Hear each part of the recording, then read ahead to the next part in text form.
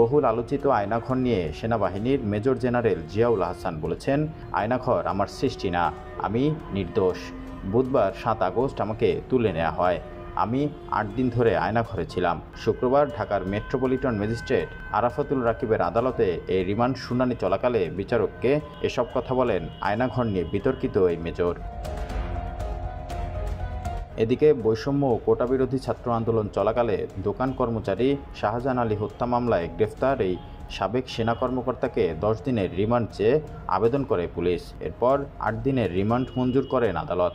এর আগে Dhaka metropolitan police DMP জানিয়েছেন, গোপন সংবাদের ভিত্তিতে বৃহস্পতিবার গভীর রাতে রাজধানীর খিলক্ষেত এলাকা থেকে তাকে গ্রেফতার করা হয়। তারও আগে মেজর জেনারেল জিয়াউল আহসানকে চাকরি থেকে অব্যাহতি দেওয়ার কথাও জানায় আন্তঃবাহিনী জনসংযোগ পরিদপ্তর আইএসপিআর। জানা যায়, জিয়াউল আহসান সেনাবাহিনী, র্যাব, এনএসআই হয়ে সর্বশেষ ন্যাশনাল টেলিকমিউনিকেশন মনিটরিং সেন্টারের মহাপরিচালকের দায়িত্বে ছিলেন। সব জায়গায় তার প্রধান কাজ ছিল সরকার বিরোধীদের নজরদারিতে রাখা এবং শায়েস্তা করা। তার বিরুদ্ধে আওয়ামী লীগ সরকারের আমলে গুম খুনের সঙ্গে জড়িত থাকার অভিযোগও রয়েছে।